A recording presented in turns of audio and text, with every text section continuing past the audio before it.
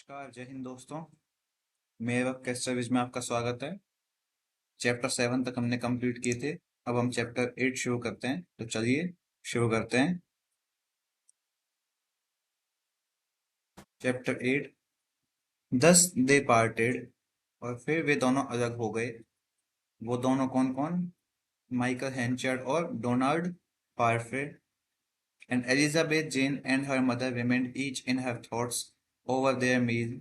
और जेन और उसकी माँ अपना खाना खाते टाइम अपने अपने विचारों में डूबे रहे। The mother's face being strangely bright since Hencher's avowal of shame for a past action।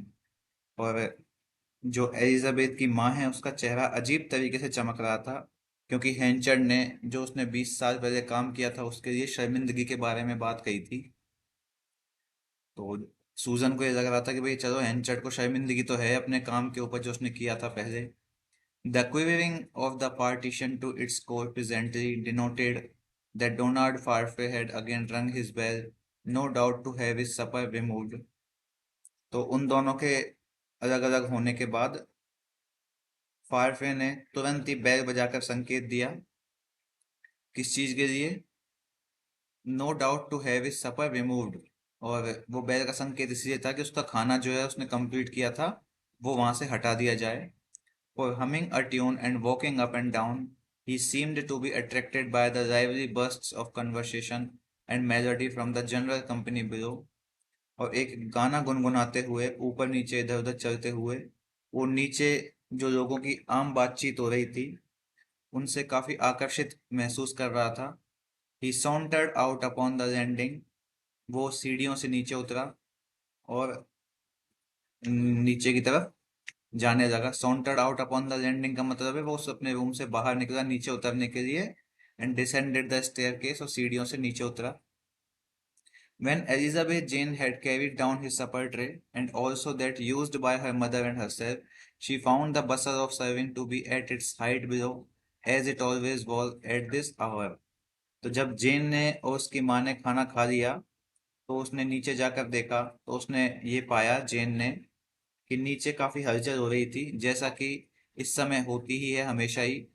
The young man shrank from having anything to do with the ground floor serving and crept silently about observing the scene।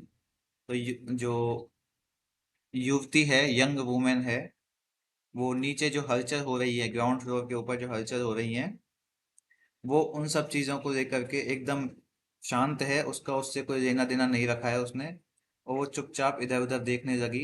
Observing the scene so new to her, काफी उसके लिए नया था ऐसा सीन। Fresh from the seclusion of a seaside cottage.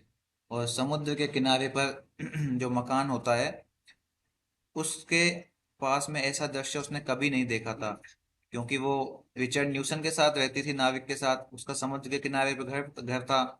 तो वहां पे उसने ऐसे दृश्य कभी नहीं देखे थे। यहाँ पर उसके द्वारा जो सीन देखे जा रहे हैं इतनी हलचल की, उसके लिए बिल्कुल नए हैं। In the general sitting room which was large, she remarked the 2 or 3 dozen strong baked chairs that stood round against the wall।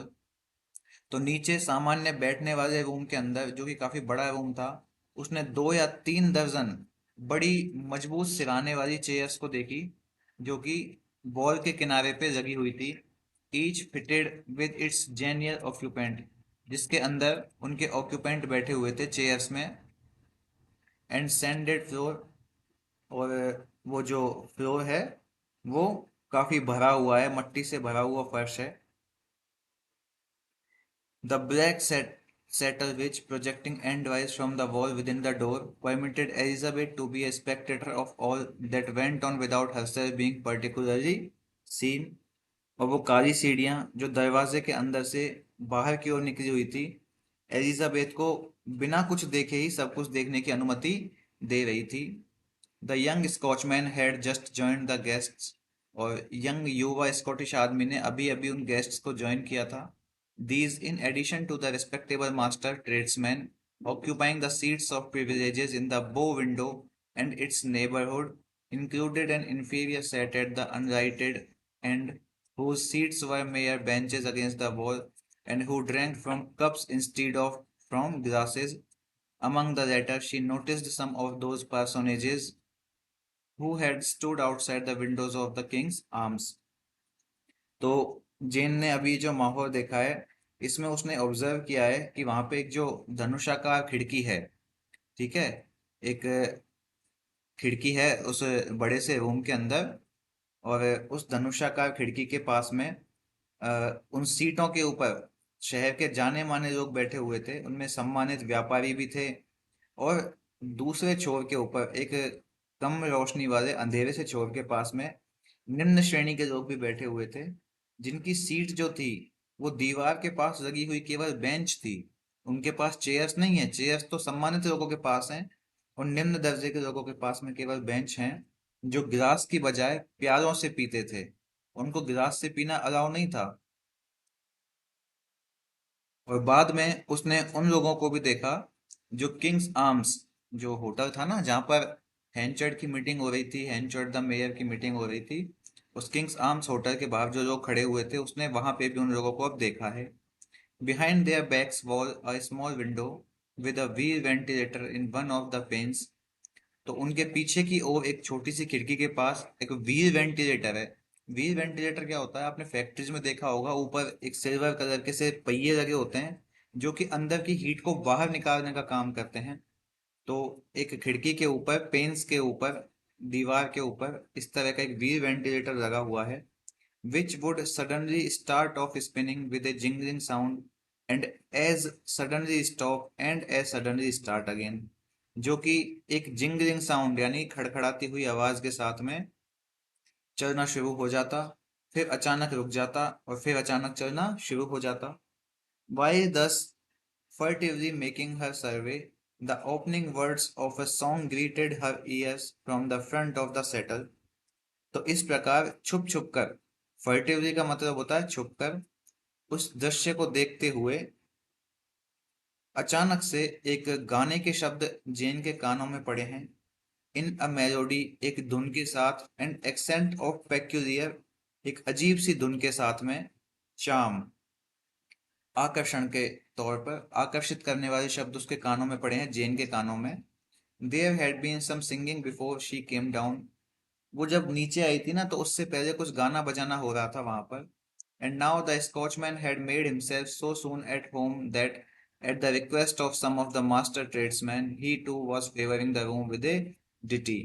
और अब जबकि स्कॉचमैन खुद भी होटल में, उस घर में बहुत जल्दी आ गया है, तो वहां पर बड़े व्यापारियों की विनती पर उसने एक गाना गाने का फेवर किया।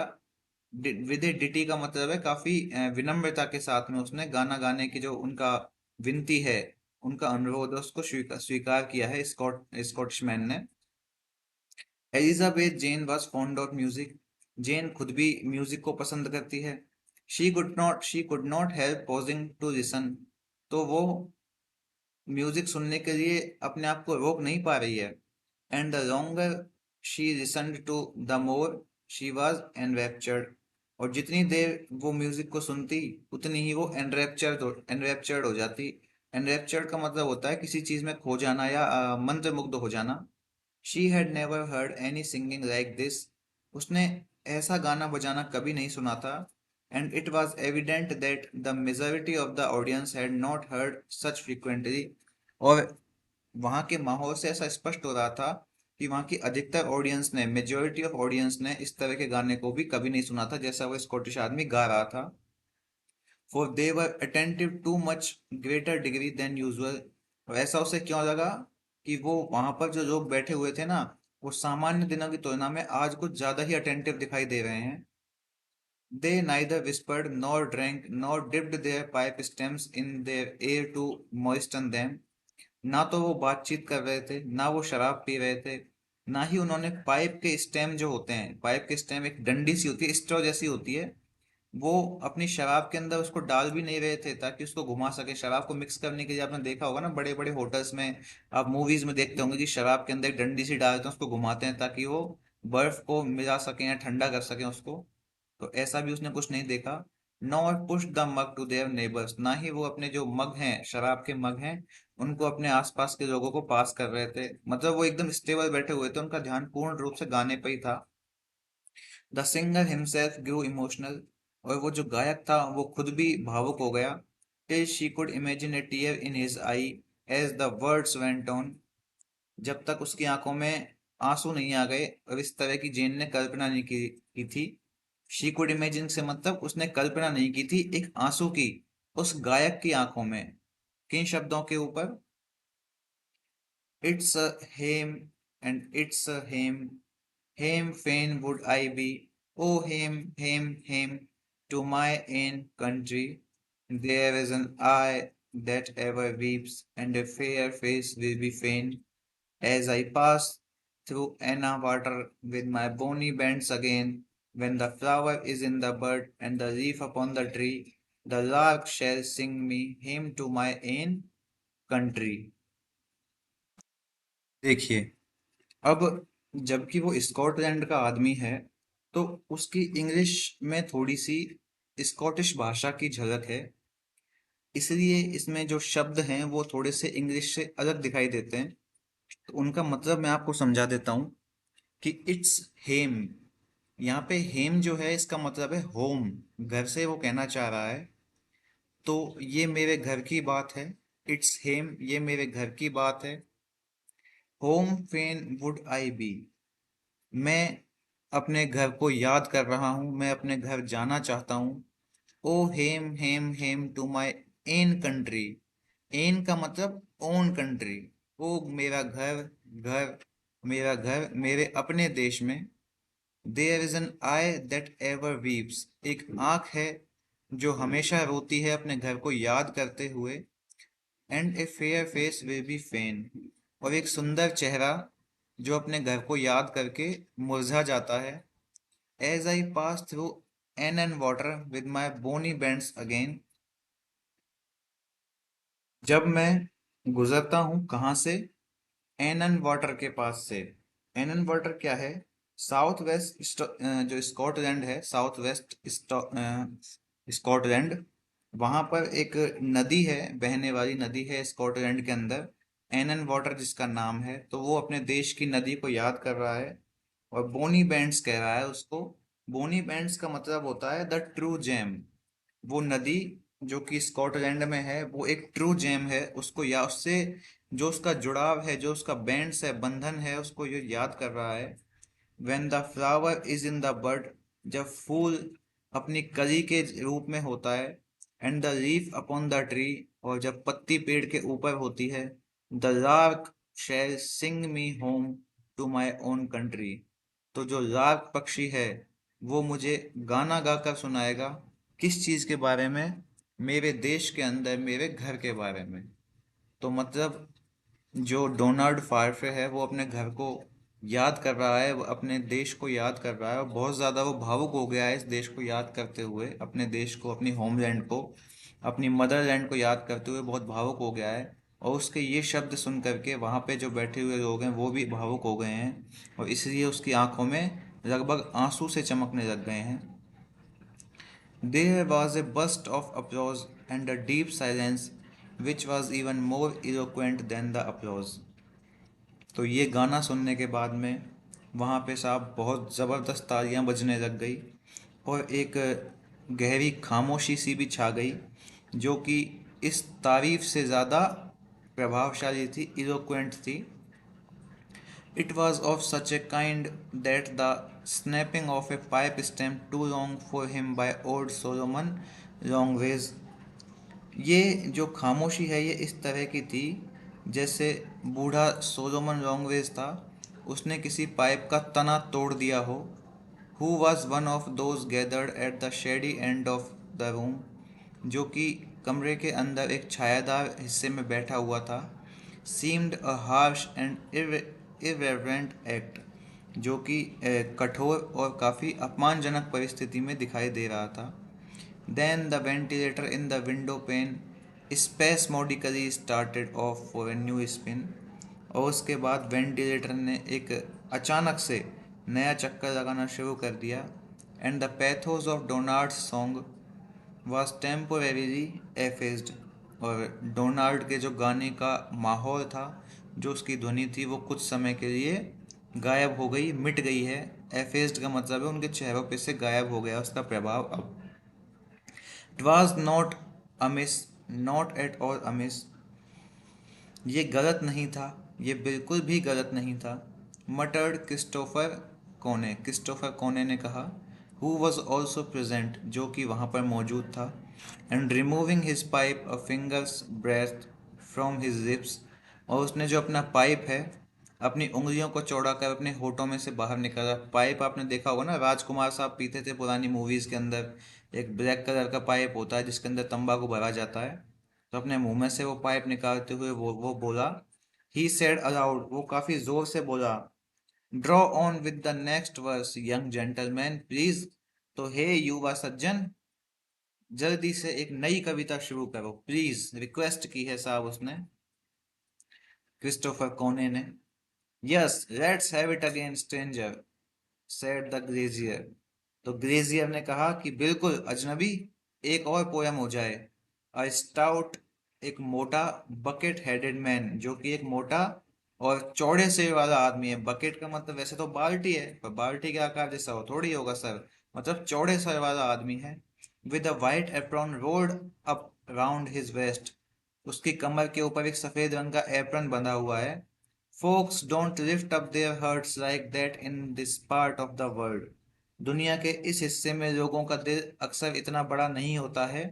And turning aside, he said in undertones, "Who is the young man? Scotch?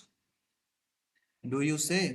और वो थोड़ा सा मुड़ करके दबी हुई आवाज में बोलता है कि आखिर ये युवा आदमी है कौन? स्कॉटिश है क्या ये? क्या बोलते हो तुम? Yes, straight from the mountains of Scotland, I believe, replied Connie. हाँ बिल्कुल, सीधा स्कॉटलैंड के पहाड़ों से आया है, कोनी ने उत्तर दिया।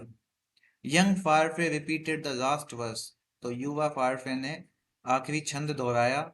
It was plain that nothing so pathetic had been heard at the Three Mariners for a considerable time. तो थ्री मरीनर्स जो ये घर का नाम है, इसके अंदर काफी समय से इतना शानदार, इतना पथेटिक और इतना करुणा से भरा हुआ, पथेटिक का मतलब होता है उदासी, उदासी से, या फिर एक ऐसी चीज जो कि इंसान को काफी रोने पे विवश कर दे या इमोशनल कर दे। तो थ्री मरीनर्स के अंदर इतना शानदार दोहा कभी नहीं सुना गया था बहुत लंबे समय से। The difference of accent, the excitability of the singer, accent का डिफरेंशिएशन होना, यानी कि एक्सेंट का थोड़ा अलग होना वहाँ के लोगों से, और उस गायक का उत्तेजित होना। द इंटेंस लोकल फीलिंग, वो गहन सामान्य भावनात्मकता। And the seriousness with which he worked himself up to a climax surprised this set of worthies who were only too prone to shut up their emotions with caustic words। और जिस गंभीरता के साथ Donald फारफे ने अपनी कविता को एक जबरदस्त ऊंचाई तक पहुंचाया था, उसने इन फालतू के लोगों के समूह को काफी आश्चर्यचकित कर दिया था, जो कि सिर्फ उसको क्रिटिसाइज करना, यानी कि अपने तीखे शब्दों के साथ में अपनी फीलिंग्स को बंद करने के लिए बहुत ज्यादा उत्तेजित थे, बहुत ज्यादा प्रवृत्त थे। Danged if our country down here is worth singing like about like that, अगर हमारा देश इस तरह के गाने गाने लायक है तो ये बहुत ही बुरा है। डेंस्ड का मतलब है बहुत बुरा होना। कंटिन्यूड द ग्लेजियर, ग्लेजियर ने कहा, as the Scotchman again melodised with dying for my own country.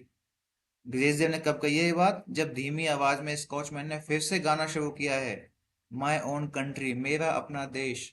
When you take away from among us the fools and the rogues and the lemmings and the wanton hussies and the slatterns and such like, there's just few left of to ornament a song within Casterbridge or the country round।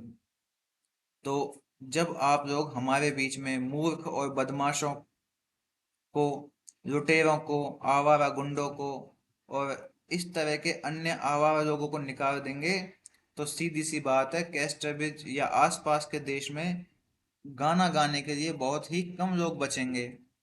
True said Buzzford the dealer looking at the grain of the table, बिल्कुल सही बात है, बजफोर्ड ने कहा है मेज की सतह को देखते हुए। Casterbridge is a old hoary place of wickedness by all account, सब ऐसा मानते हैं कि कैस्टरब्रिज जो है एक पुराना और काफी दुष्टता का स्थान है। It is recorded in history that we rebelled against the king 1 or 200 years ago. ये बात इतिहास में दर्ज है कि हमने राजा के खिलाफ लगभग 100 या 200 साल पहले विद्रोह किया था, in the time of the Romans, Romans के समय में, and that lots of us was hanged on Gallows Hill, और हम में से बहुत से लोगों को गैलोज हिल के ऊपर लटका दिया गया था, यानी कि फांसी दे दी गई थी, एंड क्वार्टर्ड, और लगभग टुकड़े कर दिए गए थे, and our different joints about sent about the country like butcher's meat, और हमारे शरीर के हिस्सों को काट काट कर देश के जो कसाई हैं उनको मांस बेचने के तौर पर भेज दिया गया था। And for my part I can well believe it, और मैं अपनी कहूँ तो मैं इस बात पर पूर्ण रूप से विश्वास करता हूँ। What did you come away from your own country for, young master, if you be so wounded about it? तो अगर तुम अपने देश की यादों में इतना दर्द महसूस करते हो युवा व्यक्ति, तो तुम अपनी कंट्री छोड़कर क्यों आए हो? इंक्वायर्ड क्रिस्टोफर कोने ने पूछा, from the background with the tone of a man who preferred the original subject. एक ऐसी आवाज में उसने पूछा है जो कि एक स्पष्ट तौर पर सीधी बात करने वाला व्यक्ति पूछता है, एकदम स्ट्रेट फॉरवर्ड आवाज में उसने पूछा है।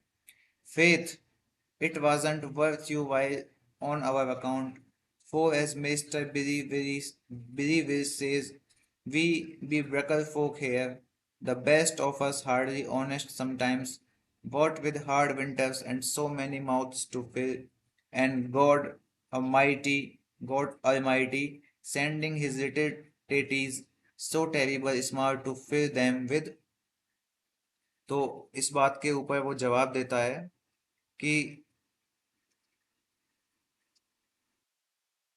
विश्वास करो, हमारे लिए ये सब तुम्हारे समय के लायक नहीं है, यानी कि तुम्हारे समय में जितना ये चीजें योग्य हैं उतना हमारे लिए ये चीजें नहीं है, क्योंकि मास्टर बिली विल्स कहते हैं कि हम यहाँ के सबसे अच्छे लोग हैं, जो कभी कभी ही शायद ईमानदार होते हैं, और विशेष तौर पर कठोर सर्दियाँ और इतने सारे मुंह भरने के लिए, यानी कि इतने सारे लोगों का पेट भरने के लिए भगवान अपने छोटे छोटे बच्चों को भेजते हैं, जिनका पेट भी हमको भरना जो है काफी मुश्किल होता है।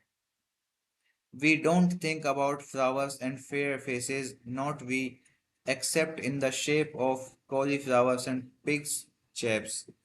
हम फूलों और सुंदर चेहरों के बारे में नहीं सोचते, हम फूल गोभी और सूअर के आकार को ध्यान में रख करके जो चीजें आवश्यक होती हैं उन्हीं को सोचते हैं बस, बाकी फालतू चीजों को नहीं सोचते। अल्टीमेटली वो ये कहना चाह रहा है कि हम सिर्फ खाने पीने के बारे में सोचते हैं, हम सुंदरता या फूलों के बारे में नहीं सोचते हैं, क्योंकि वो कहता है ना कि पेट ही भरना चाहते हैं हमको, हम कोशिश कर रहे हैं कि हम पेट भर सकें एक दूसरे लोगों का। But no, said Donald Farfre, gazing round into their faces with earnest concern। लेकिन नहीं, डोनाल्ड फारफ्रे ने उसके उनके चेहरों पे गंभीर चिंता को देखते हुए कहा, the best of you hardly honest, not that surely, तुम में से सबसे अच्छा व्यक्ति भी शायद ही ईमानदार होगा, जो भी निश्चित नहीं है। None of you has been stealing what didn't belong to him, तुम में से किसी ने भी वो चीज नहीं चुराई है जो उसकी नहीं है, यानी डोनाल्ड फार्फे की नहीं है।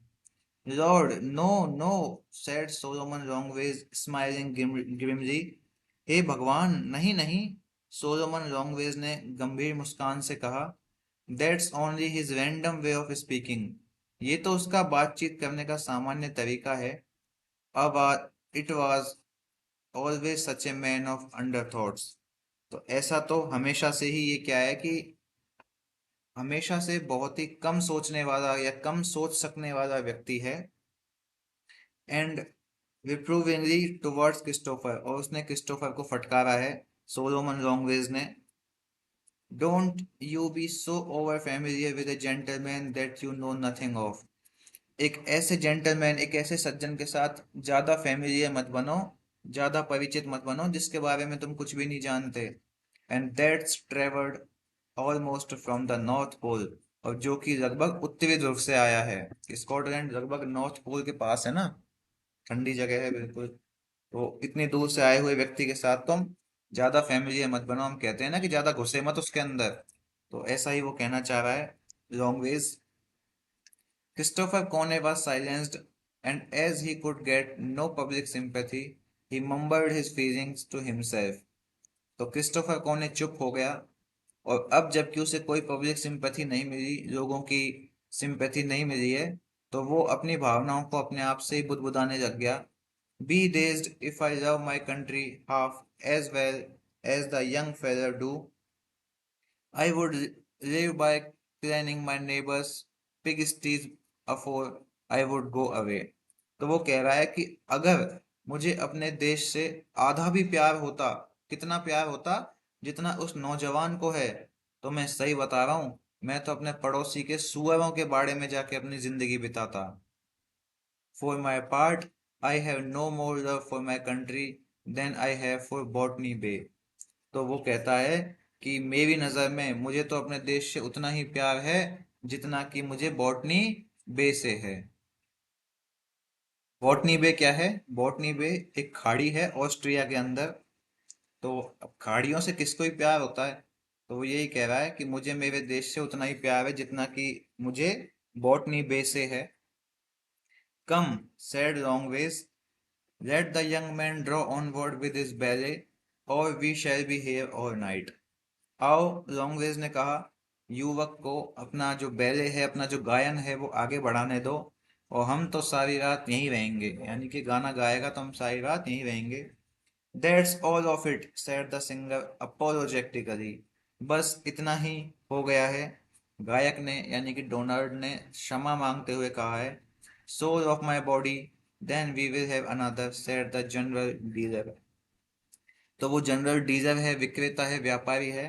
उसने कहा है कि मेरे शरीर की आत्मा के खातिर प्लीज एक और सुना दो। Can you turn a strain to the ladies sir? क्या आप महिलाओं के लिए कुछ गा सकते हैं sir? Inquired a fat woman with a figured purple apron. एक मोटी महिला ने, जिसने की पर्पल एप्रन पहना हुआ था, उसने पूछा। The waist string of which was overhung so far by her sides as to be invisible. जिसकी कमर की डोरी उसके दोनों ओर इतनी लटकी हुई थी कि दिखाई भी नहीं दे रही थी। काफी मोटी औरत है मतलब। let him breathe, mother कसम, he hadn't got his second wind yet, said the master grazier. उसे सांस तो लेने दो, उसे सांस तो लेने दो मदर कसम, अभी तो उसने दूसरी सांस भी नहीं ली है, मास्टर ग्रेजियर ने कहा। Oh yes but I have, exclaimed the young man. Oh हाँ, लेकिन मैंने ले ली है, युवक ने तुरंत ही कहा है।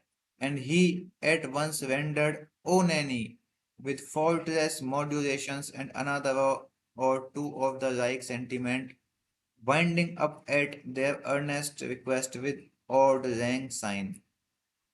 तो उसने तुरंत ही एक सॉन्ग है ओ नैनी, ठीक है, तो गाना शुरू किया उस मोटी महिला की विनती के ऊपर, ठीक है। और तुरंत ही उसको, फॉल्टलेस मॉड्यूलेशन का मतलब है कि गलत सलत तरीके से जैसा वो गा सकता था, उसको, उस गाने को, उन एनी सॉन्ग को उसने गाना शुरू किया है। और इसी तरह के भाव में एक या दो शब्द और कहे हैं उसने, जो कि उसने उस महिला के अनुरोध पर, उसकी रिक्वेस्ट पर ओल्ड लैंग साइन इसके साथ में समाप्त किया है, इस दूसरे गाने के साथ में समाप्त किया है उसने अपना गायन। By this time he had completely taken possession of the hearts of the three Mariners inmates, including even old Conan.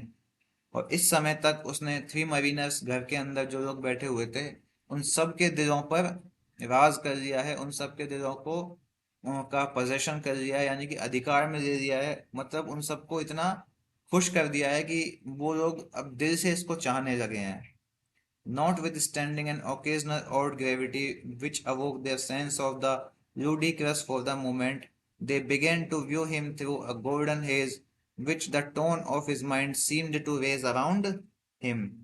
और कभी कभी एक गंभीरता के बावजूद भी, जिससे उन्हें थोड़े टाइम के लिए एक मेलोडियस या कॉमेडी वाला माहौल, हंसने का माहौल होने का एहसास दिलाया।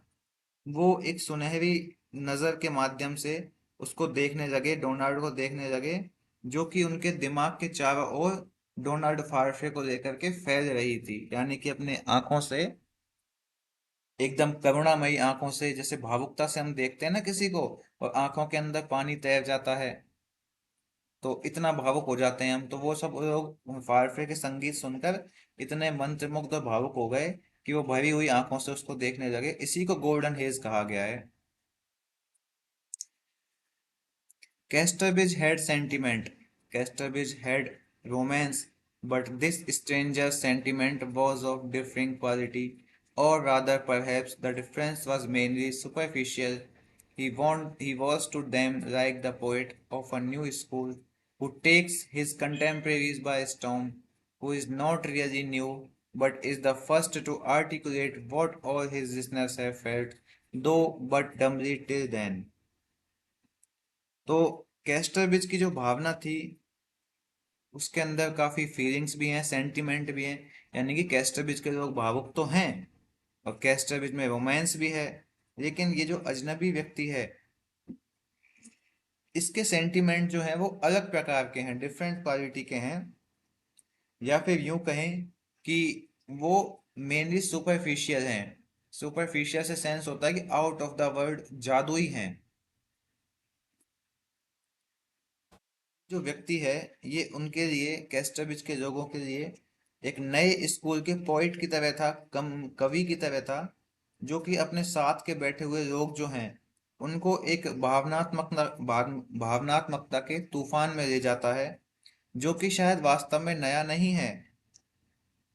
लेकिन ये जो सबसे पहले इस बात को व्यक्त करता है कि उसके सभी श्रोताओं ने जो भावना महसूस की है, ये सभी पूर्ण रूप से मूर्खतापूर्ण है। दो बट डम्बली टिल देन का मतलब है who is not really new, जो कि नया नहीं है, ये भावना इनके लिए नई नहीं है, लेकिन जो अभी the first articulate what all listeners have felt, जो अभी उसके श्रोताओं ने महसूस किया है, दो बट डम्बली टिल देन, ये तब तक के लिए मूर्खतापूर्ण था। अल्टीमेटली वो ये कहना चाह रहा है, जो डोनाल्ड फार्फे है उसकी विचारधारा है, कि जो उसने सुनाया है वो है तो सुपरफिशियल, ठीक है, लोग भी ऐसा मान रहे हैं, लेकिन इस पर इन लोगों को इतना ज्यादा भावनात्मकता, भावुकता दिखाने की आवश्यकता नहीं है। ये सब मूर्खतापूर्ण है, क्योंकि वो स्कॉटलैंड से है, वो वहां की भावनाओं को व्यक्त कर रहा है। इन लोगों को इतना भावुक होने की क्या आवश्यकता है।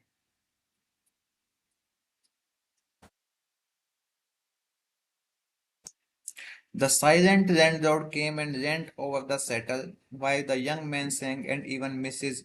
Stanage managed to unstick herself from the framework of her chair in the bar and get as far as the doorpost, which movement she accomplished by rolling herself round as a cask is trundled on the chin by a drayman without losing much of its perpendicular. तो जो मकान मालिक है वो चुपचाप आया है, और उस युवक के गाने के दौरान वो भी सोफे के ऊपर लीन हो गया है, यानी कि झुक गया है अपनी कोहनी टिका करके। और यहाँ तक कि श्रीमती स्टेनिस भी बार में अपनी कुर्सी के ढांचे से अपने आप को अलग किया, उन्होंने खड़ी हुई, और वो दरवाजे तक आई। और ये जो उसने किया था, अब देखिए मोटी तो है ही है वो मिसेस टेनिस, अपने आप को एडजस्ट करके घुमा घुमा कर, रोलिंग हरसेल्फ राउंड का मतलब गोल गोल घुमाकर उसने अपने आप को कुर्सी में से बाहर निकाला है। इस तरह से घुमाया है जैसे ए कास्क इज ट्रंडर्ड, एक मट्टी का जो मर्तबान होता है जिसको बनाया जाता है ना, उस समय उसको घुमाया जाता है एक ड्रेमैन के द्वारा। ड्रेमैन मतलब मट्टी से कलाकृतियां बनाने वाले व्यक्ति, कुम्हार जो होता है। जैसे एक कुम्हार के द्वारा अपनी जो चाकी है उसके ऊपर चीनी मिट्टी के बर्तन को घुमाया जाता है, without losing much of its perpendicular, उसकी लंबाई को खोए बिना। जैसे कोई लंबी सुराही बना रहा है ना, तो उसको वो घुमाता है, उसको घुमाता है घुमाता है घुमाता है, अचानक से उसको काट देता है, तो काट कर उसको इस तरीके से उठाता है, और इसी तरीके से जो मिसेज स्टेनिज है, इन्होंने अपने आप को कुर्सी में से उठाया है। And are you going to bide in Casterbridge sir, she asked, तो क्या आप कैस्टरबिज में ही रहेंगे सर, उसने पूछा है मोटी औरत ने, स्टेनिज ने। Ah, no, said the Scotchman, with melancholy fatality in his voice. I am only passing through. I am on my way to Bristol, and on afraid there to foreign parts। तो वो युवा आदमी, स्कॉटिश आदमी कह रहा है कि नहीं नहीं, उसने अपनी काफी उदासीनता से भरी हुई आवाज में कहा है, मैं तो बस यहाँ से गुजर रहा हूँ, मैं तो बिस्टर जा रहा हूँ विदेशी भागों की ओर। We be truly sorry to hear that, said Solomon Longways. हमें ये सुनकर बहुत दुख हुआ, सोलोमन ने कहा। We can't ill afford to lose tuneful wind pipes like yours when they fall among us. हम आप जैसे मधुर गाने वाले और विंड पाइप्स होते हैं कि बांसुरी जिसको हम बोलते हैं ना, कि ऐसी बांसुरियां जिनमें से हवा पास होती है, ऐसे पाइप जिनमें से हवा पास होती है, तो ट्यूनफुल विंड पाइप्स, उसकी आवाज के लिए ये फ्रेज इस्तेमाल किया गया है कि हम आपकी जैसी मीठी आवाज में गाने वाले व्यक्ति को खोना अफोर्ड नहीं कर सकते हैं। And verily to make acquaintance with a man come from so far from the land of perpetual snow, as we may say, where wolves and wild boars and other dangerous animals be as common as blackbirds here about, why it is a thing we can do every day। और वास्तव में एक ऐसे व्यक्ति से परिचित होना जो कि इतना दूर से आया है, और हम ये कह सकते हैं ऐसी जगह से आया है वहां जहाँ पे जबरदस्त बर्फ पड़ती है, जहाँ पर भेड़िए और जंगली सुअर इतने आम बात है उनका दिखना, जैसे तो यहाँ पर ब्लैक बर्ड दिखाई देता है। क्योंकि ये एक ऐसी चीज है जो हम हर दिन नहीं कर सकते। And there is good sound information for bide at homes like we when such a man opens his mouth. और जब ऐसा व्यक्ति अपना मुंह खोलता है यानी कि गाना गाता है, तो हम जैसे लोगों के लिए काफी आनंददायक होती है ये चीज, काफी अच्छी खासी इंफॉर्मेशन होती है ये चीज। Nay, but you mistake my country, said the young man, looking round upon them with tragic fixity, till his eyes lighted up and his cheek kindled with a sudden enthusiasm to right their errors। नहीं नहीं, तुम मेरे देश को गलत समझ रहे हो, युवक ने उन पर एकदम नजर टिकाकर कहा, जब तक कि उनकी आंखें नहीं चमक उठी और उनके गाल अचानक उन गलतियों को सुधारने के उत्साह से लाल हो गए। There are not perpetual snow and wolves at all in it। वहां पर कोई सतत रूप से या हमेशा बर्फ नहीं पड़ती, ना ही भेड़िए बहुत आम दिखाई देते हैं। एक्सेप्ट स्नो इन विंटर, सिर्फ सर्दियों में ही बर्फ पड़ती है। And well a little in summer just some time, और कभी कभी गर्मियों के टाइम में भी पड़ जाती है। And a gaberlunzie or two is talking about here and there. और जो गैबरजंसी है, गैबरजंसी क्या होता है? एक लाइसेंस्ड यानी कि अधिकृत भिखारी जो होता है ना, उसको बोलते हैं गैबरजंसी। कि आप जितना आम भेड़ियों को दिखना समझ रहे हैं ना, उतने आम तो हमको यहाँ पर भीख मांगने वाले एक या दो लोग इधर उधर घूमते हुए दिखाई दे सकते हैं। If you may call them dangerous, अगर आप उन्हें खतरनाक कहना चाहें तो कह सकते हैं। But you should take a summer journey to Edinburgh, लेकिन आप गर्मियों में एडिनब्रो जा सकते हैं। कहाँ से? जेवेनी से। एंड आर्थर सीट, और आर्थर सीट नाम की जगह पर भी जा सकते हैं। एंड ऑल राउंड देयर, और उसके आसपास की जगहों में भी। And then go on to the lochs, और उसके बाद आप लॉश जा सकते हैं। And all the Highland scenery, और हाईलैंड सीनरी को देख सकते हैं, ऊंचे पर्वतों के दृश्य को देख सकते हैं। इन मई एंड जून, मई और जून के महीने में। And you would never say it is the land of Wolves and perpetual snow. और ये सब देखने के बाद आप इस बात को कभी नहीं कहेंगे कि मेरी जो मातृभूमि है वो केवल भेड़ियों और हमेशा जमी रहने वाली बर्फ की बनी हुई है। Of course not, it stands to reason, said Buzzford. बिल्कुल नहीं, ये तो तर्कपूर्ण बात है, एकदम सही बात कह रहे हो आप, बसफोर्ड ने कहा। It is barren ignorance that leads to such words. ये तो बिल्कुल अज्ञानता है। बैरन का मतलब वैसे तो होता है बंजर, लेकिन यहाँ पे सेंस है कि बिल्कुल धूर्त अज्ञानता है ये इस तरह के शब्द कहना। He is a simple homespun man that never was fit for good company, think nothing of him sir. ये तो साधारण सा आदमी है श्रीमान, ये कभी अच्छी संगति में बिठाने लायक है ही नहीं। आप इसके बारे में कुछ मत सोचो, इसकी बातों पर ध्यान मत दीजिए sir. And do you carry your flock bed and your quilt and your crock and your bit of chini, or do you go in bare bones, as I may say? inquired Christopher Cone।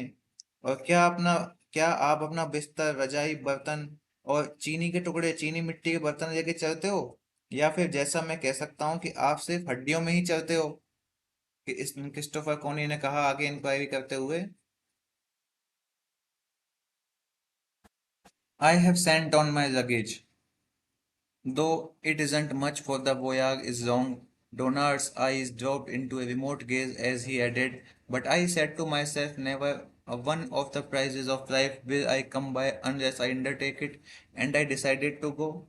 मैंने अपना सामान तो भेज दिया है, हालांकि वो सामान ज्यादा नहीं है क्योंकि यात्रा लंबी है। तो डोनाल्ड की आंखें इधर उधर देखने लगी और उसने कहा, मैंने खुद से कहा था कि मैं जब तक इस चीज को नहीं अपनाऊंगा, जब तक कि मुझे जीवन का कोई पुरस्कार नहीं मिलेगा, अब मैंने जाने का फैसला किया है। A general sense of regret, in which Elizabeth Jane shared not least, made itself apparent in the company. एक सामान्य दुखद सी भावना है, और एलिजाबेथ जेन भी वहां पर खड़ी हुई है, और उस दुखद भावना ने उस पूरी कंपनी को, उन पूरे लोगों के समूह को एकदम स्पष्ट रूप से प्रदर्शित किया है। As she looked at Firefly from the back of the settle, she decided that his statements showed him to be no less thoughtful than his fascinating melodies revealed him to be cordial and impassioned. तो जब जेन ने फायरफ्ले को सोफे के पीछे से देखा है, तो उसने इस बात को एहसास किया, इस बात का महसूस किया है कि फायरफ्ले के जो विचार हैं, जो कथन है, उसे कम विचारशील नहीं दिखते, जितना कि उसकी गायन की क्षमता और उसकी जो धुन है वो भावुक दिखाई देती है। यानी कि उसका गायन जितना अच्छा है उतने अच्छे उसके विचार दिखाई नहीं दे रहे हैं। She admired the serious light in which he looked at serious things. वो उस गंभीर दृष्टिकोण की प्रशंसा करती है जो कि फायरफ्रे के अंदर उन आसपास की चीजों को देखने से आते हैं। He had seen no jest in ambiguities and drollery as the Casterbridge tossports had done. उसने अस्पष्टता और दुष्टता का कोई मजाक नहीं देखा है, जैसा कि कैस्टरबिच के लोगों ने, टॉसपॉट्स मतलब वहां के लोगों ने किया है। And rightly not there was none, और सही भी है कि वहां कोई मजाक नहीं था। She disliked those based humours of Christopher कोने एंड हिज ट्राइब। उस वो उस दुष्ट क्रिस्टोफर कोने और उसके विचारों को, उसके संगी साथियों को बिल्कुल पसंद नहीं कर रही थी। And he did not appreciate them, और ना ही फारफे ने उनको अप्रिशिएट किया। He seemed to feel exactly as she felt about life and its surrounding. तो एलिजाबेथ को लग रहा है कि वो जीवन के बारे में ऐसा ही सोचता है जैसा कि जेन सोचती है, that they were a tragical rather than a comical thing, कि जीवन जो है वो कॉमिकल, हास्यप्रद होने की बजाय ट्रेजिकल है, यानी कि सीरियस है। That though one could be gay on occasion, कि कोई व्यक्ति किसी अवसर पे काफी खुश हो सकता है, गे का मतलब है खुश या प्रफुल्लित। मोमेंट्स ऑफ गेइटी वर इंटरयूज्ड, लेकिन जो उल्लास के क्षण है, गेइटी के क्षण है, खुशी के क्षण है, वो अंतराल पे आते हैं, यानी कि गैप में आते हैं, सतत नहीं होते हैं, कंटिन्यूस नहीं होते हैं। And no part of the actual drama, ना ही जीवन किसी वास्तविक नाटक का हिस्सा है। It was extraordinary how similar their views were, और ये बात कितनी असाधारण है कि उन दोनों के विचार कितने एक जैसे हैं, कितने मिलते जुलते हैं। Though it was still early, the young Scotchman expressed his wish to retire, whereupon the landlady whispered to Elizabeth to run upstairs and turn down his bed. She took a candlestick and proceeded on her mission, which was the act of a few moments only. हालांकि अभी तो जल्दी ही थी जब उस युवा स्कॉचमैन ने वहां से जाने की चेष्टा की, इच्छा जताई, और लैंड लेडी ने एलिजाबेथ से धीरे से कहा कि ऊपर जाके वो उसका बिस्तर तैयार कर दे। उसने एक कैंडल स्टिक ली, मोमबत्ती ली, और अपने काम पर चली गई, जो कि कुछ क्षणों का ही काम था। ऊपर जाना, चद्दर ठीक करना और मोमबत्ती जलाना, कितनी देर का काम है ये। When candle in hand, she reached the top of the stairs on her way down again. Mr. Farfay was at the foot coming up. जब उसके हाथ में मोमबत्ती थी और वो सीढ़ियों के ऊपर थी और नीचे आ रही थी वापस, तो उसने देखा मिस्टर फारफे जो हैं वो ऊपर आ रहे हैं। She could not very well retreat, तो वो पीछे नहीं हट सकी। They met and passed in the turn of the staircase, और वो सीढ़ियों के जो मुड़ाव होता है, जहाँ पे सीढ़ियाँ मुड़ती है ना, आपने आपके घरों में भी ऐसा ही होगा, एकदम सीधी सीढ़ियाँ तो होंगी नहीं, जीना जिसको बोलते हैं अ, हम बोलते हैं ना जहाँ पे सीढ़ियाँ मुड़ती हैं, अपने क्या बोलते हैं उसको। ये हमारे यहाँ तो देखो जीना ही बोलते हैं, जहाँ पे सीढ़ियाँ मुड़ती हैं। आपके यहाँ हो सकता है कुछ अलग अलग, सबके यहाँ पे अलग अलग चीज़ें बोली जा सकती हैं। तो उस जगह पे आके वो मिले हैं। She must have appreciated, she must have appeared interesting in some way, notwithstanding her plain dress, or rather possibly in consequence of it, for she was a girl characterized by earnestness and soberness of man, with which simple drapery accorded well. वो जो जेन है, वो किसी ना किसी तरीके से दिलचस्प दिखी होगी, इंटरेस्टिंग दिखी होगी। हालांकि उसने एकदम सादे कपड़े पहने हुए हैं, क्योंकि वो एक ऐसी लड़की है जो एकदम गंभीर और शालीन व्यवहार रखती है। और इस सब चीज के साथ में साधारण कपड़े भी एक इंसान पे अच्छे लगते हैं, और सुंदर तो वो है ही है, जैसा कि हमने स्टार्टिंग में पढ़ा था। Her face flushed too at the slight awkwardness of the meeting, and she passed him with her eyes bent on the candle flame that she carried just below her nose. तो मुलाकात में थोड़ी सी असहजता है, और वो थोड़ी सी शर्मा भी गई है, शर्म से वो थोड़ी सी लाल हो गई है। और अपनी नाक के नीचे ठीक मोमबत्ती की लौ पे अपनी आंखें गड़ाए वो उसके पास से गुजरी है, यानी कि मोमबत्ती को हाथ में पकड़ा हुआ है बिल्कुल अपनी चेस्ट के पास में। और मोमबत्ती की लौ को देखते हुए उससे नजरें नहीं मिला रही है, वो फायर से वहां से गुजर गई है उसके पास में से। Thus it happened then that when confronting her, he smiled, and then, with the manner of a temporarily light-hearted man who has started himself on a flight of song whose momentum he cannot readily check, he softly tuned an old ditty that she seemed to suggest.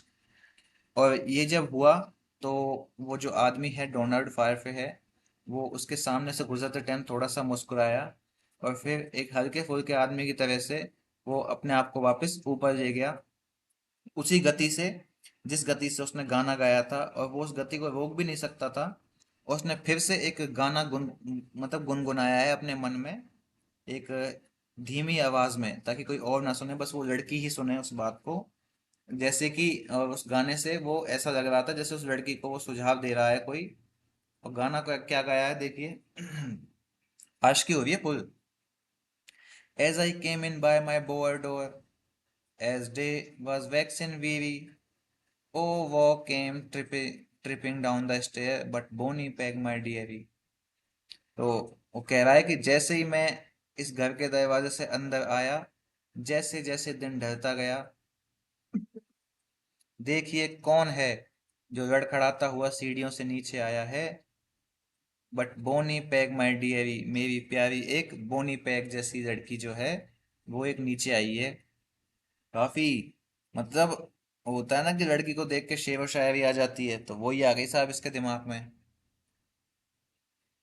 Elizabeth Jane, rather disconcerted, hastened on, and the Scotchman's voice died away, humming more of the same within the closed door of his room.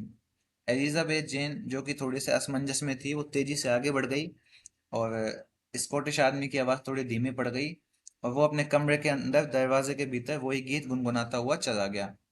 Here the scene and sentiment ended for the present, when soon after the girl rejoined her mother.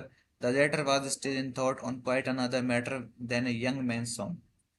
तो इस दृश्य की भावनाएं अब समाप्त हो गई हैं।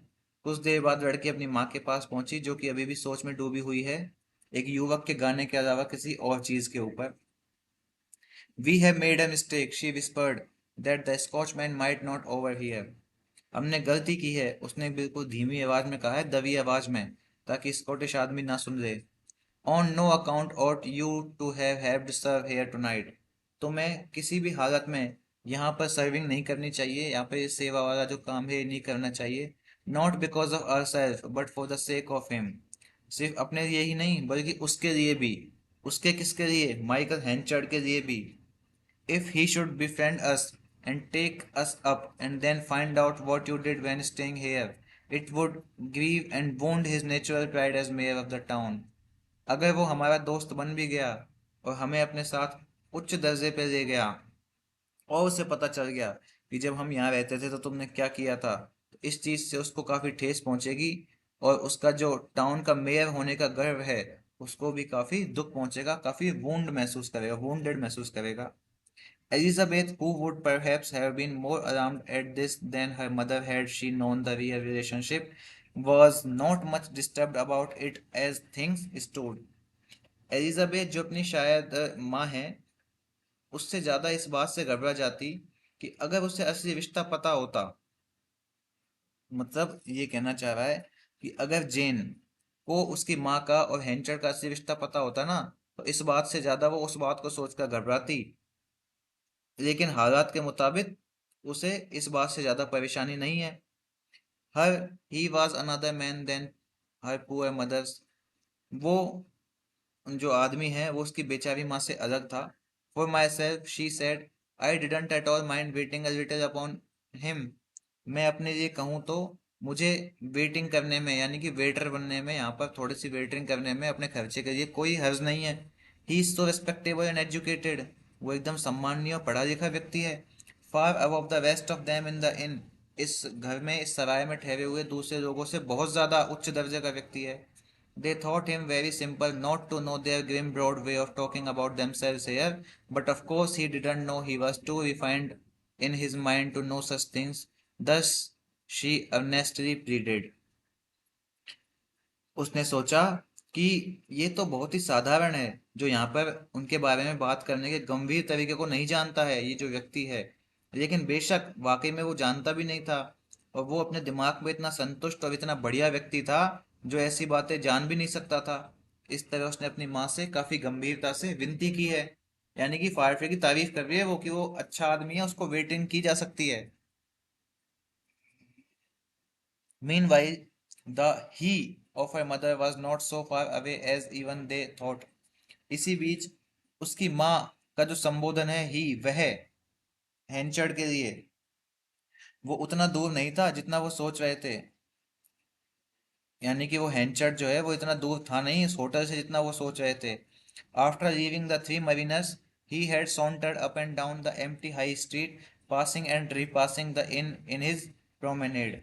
थ्री मरीनर्स को छोड़ने के बाद हेंचर्ड जो है वो उस हाई स्ट्रीट पर इधर उधर घूमता रहा और सराय के आसपास से गुजरता रहा। कितना ही दूर है, 100 गज ही तो दूर था वो सराय उसके घर से।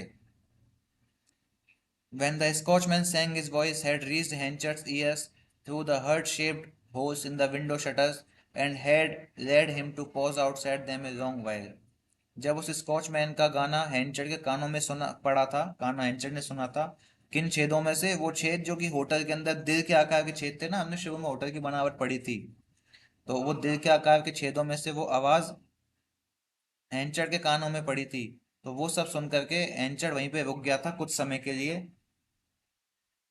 To be sure, how that fellow does draw me. हाँ हाँ हाँ, कितनी निश्चित सी बात है कि वो व्यक्ति मुझे किस प्रकार आकर्षित कर रहा है।